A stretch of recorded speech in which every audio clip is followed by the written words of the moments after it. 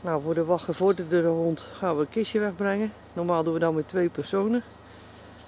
En we leggen dat kistje in het bos. Zometeen komen we hier met de hond. En dan is de bedoeling dat de hond via het spoor wat gelegd is, dit voorwerp opzoekt en aanblaft. Als het ware zegt van baas, kom maar, want ik heb het gevonden.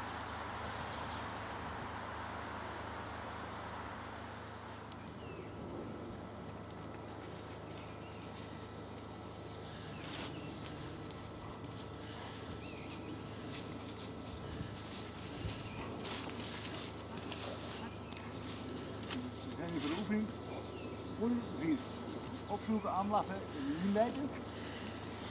7 minuten tijd. Hier, en in het voorterrein moet ik hem anders doen.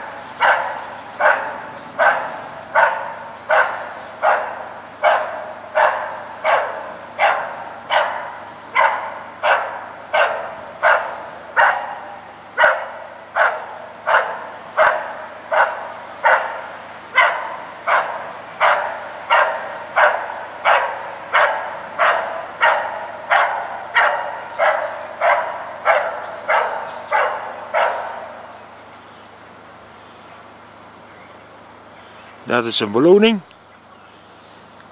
Bijtrolletje.